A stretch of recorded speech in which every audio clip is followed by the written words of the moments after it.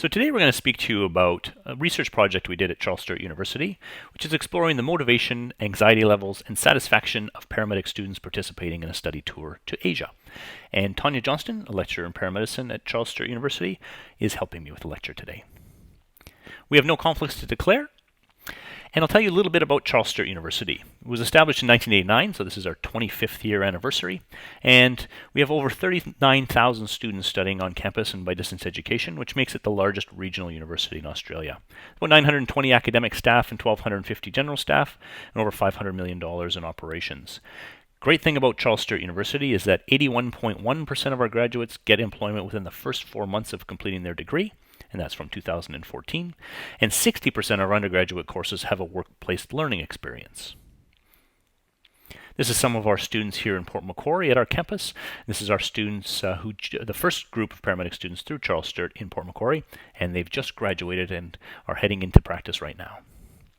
We do have a new campus that's being built in Lake Innes area, and this is phase one that you see here in this drawing. It's a $70 million facility. It'll accommodate about 1,000 students, and it should be open in the beginning part of 2016. There is a second and third phase that will be built at the site, and by 2030 we'll have over 5,000 students studying in Port Macquarie at Charles Sturt University. We have a number of graduate learning outcomes at Charles Sturt University, including a focus on professional practice, academic literacy and numeracy, information and research literacies, digital literacies, ethics, and lifelong learning. But we've also got some specific ones that we instill in our learners. First one is Indigenous cultural competence, which we take pride in having one of the largest numbers of Indigenous students studying at our campuses. We also hope to have students that understand sustainable practices, and finally, global citizenship. And that's what we're speaking to you about today, is our contribution to making our students better global citizens. Global citizenship is about understanding the impact of culture, in particular, impact of culture on their professional practice. We also want our students to be able to demonstrate skills to interact appropriately with people from a broad range of cultural, linguistic, and religious backgrounds, and also to use qualities and behaviors to work effectively in transcultural contexts. And part of the ways we do that is by having a group of people that work with us to find international study opportunities for our students. Sometimes these are trips overseas to explore other countries, and sometimes they're opportunities to do clinical placements and exchanges overseas. We've also been successful in finding grants for some of our students to study overseas, including the New Colombo Plan, which gets us into Asia and Southeast Asia, and OS Help, which gives students an opportunity to get a loan that they tack onto their student loans, which give them overseas study opportunities. We've gone to places like Canada in 2012 and participated in some work experience at the British Columbia Ambulance Service. Recently took 26 students over to London, and I'm really happy to report that 73 students from this graduating class have got employment in London, England. We've been over into New Zealand, where 11 students have just been hired for New Zealand St. John Ambulance in Auckland. Abu Dhabi, United Arab Emirates went to this year, and we hope to get back next year for a clinical placement. And today we're going to speak to you about a trip we did in 2014 to China and Thailand. Thanks, Joe. So now let me tell you a little bit about the research project that we are sharing with you today, and that is based on the trips to Asia that Joe just explained to Thailand and China. So our actual aim for this research project was when we were taking our students over to Asia, we wanted to take the opportunity to get an understanding of their actual motivation to go on this trip with us, or these trips with us, to have a better understanding of any sources of anxiety that they had before the trip and question them again after, and to look at the sort of growth that they had based on these trips, so both personal and professional. So the trips that we did were to both Thailand and China, as was mentioned. In Thailand, we went to 3 different locations, and that was the group that I took, not in that photo there, but I had 11 students, and we started off in Bangkok, and then we went inland to a province called Nakhon Ratchasima, and for anyone who's Thai, you can Please forgive my pronunciation of that. And we ended up in the north of Thailand, up in Chiang Mai. Joe took 11 students to China and spent time both in Beijing and in Jilin, which is in the north of China, where they spent time at Beihua University. Now, in these places, what we did was a combination of both cultural experiences and clinical experiences. So in Thailand, we spent time in hospitals, in ambulance services, as well as observing at where they do volunteer work, especially ambulance services.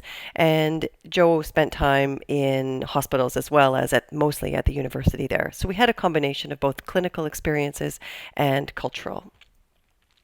The study that we looked at, as I said, to understand their anxieties and motivation and what they got out of the trip, was a mixed method study. And of course, we had ethics through CSU Human Ethics Committee. We did a combination of a survey as well as focus groups.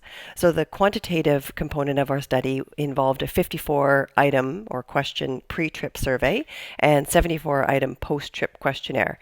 And the questionnaire that we built to explore these items were based on a validated instrument that we then modified to suit our needs. We collected both demographic data as well as used Likert scale to inquire about, again, their motivations and their anxieties. We had 22 students attend the trip, and we were pleased to see we had 100% survey response. This was followed up after the trip with 2 focus groups that were held to further explore the data that we found. And we had 17 students of the 22 participate in that. And that was across both our Port Macquarie and Bathurst campuses.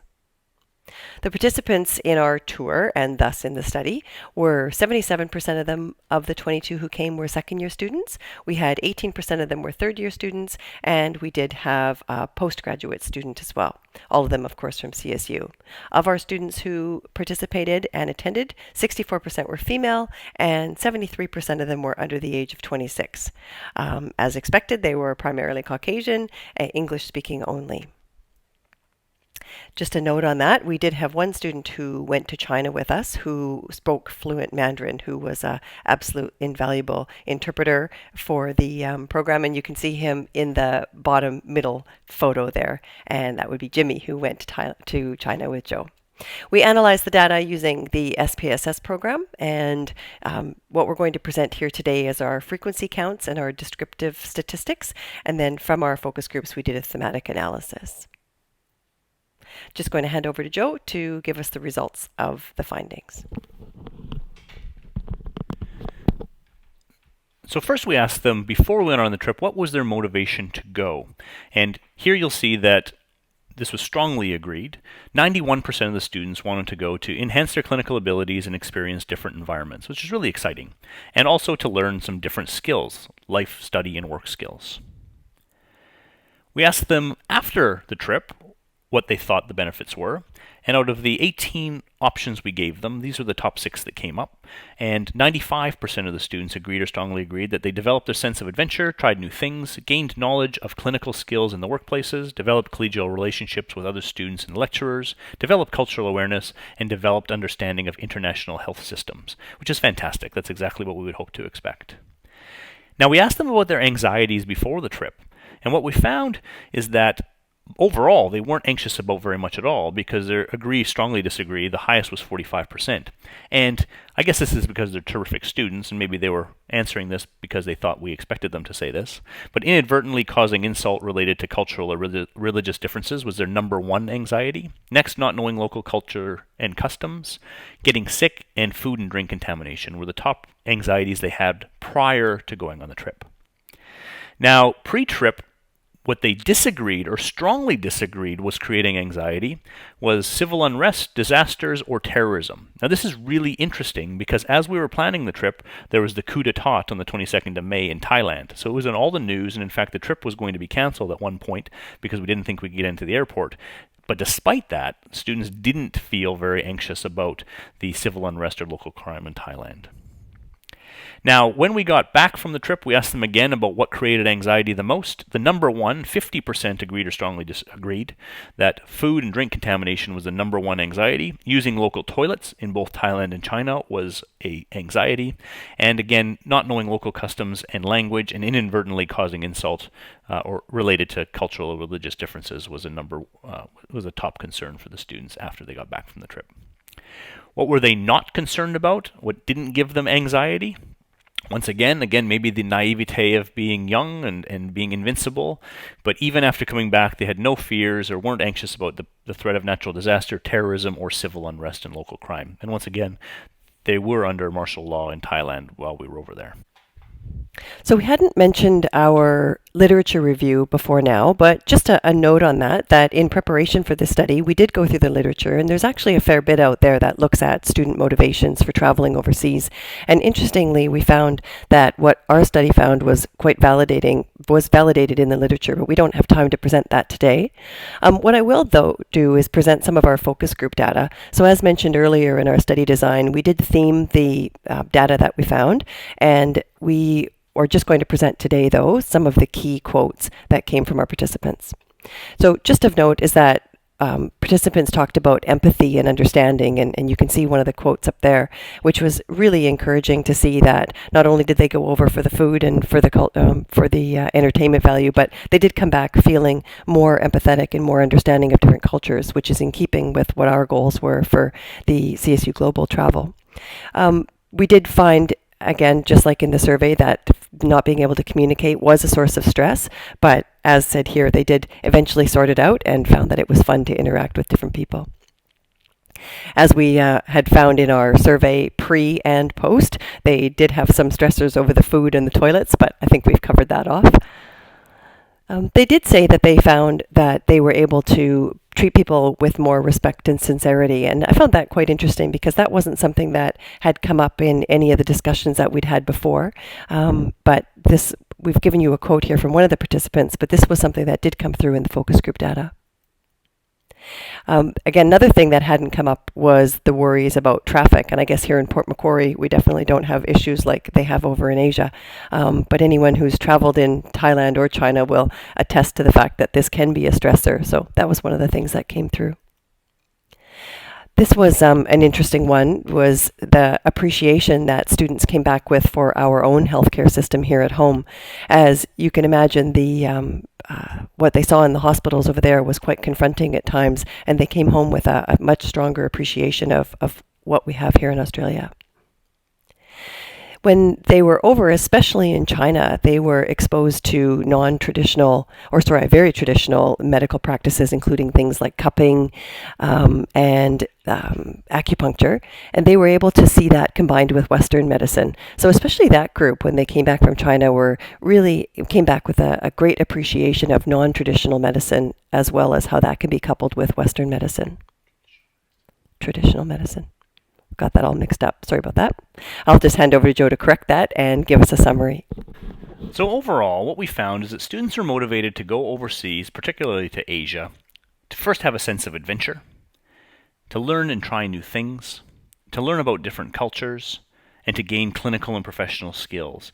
And the fact that they are in a program that provides them an opportunity to become a professional, and when they graduate they get into paramedic practice, they were really keen on getting those skills and getting that hands-on and being able to advance their professional skills. What made them anxious was the food and the toilets. Causing offense to others and disrespecting their culture created stress to them, as we were surprised to find out, because we were so stressed out ourselves about the fact that Thailand was under martial law, but the students were not at all concerned about terrorism, natural disaster, crime, or unrest. That could have been because we'd done such a good job preparing them for all of the potential problems that we might experience when we were going away, or as I said earlier, just the naivete of youth. And finally, what were the benefits to the students?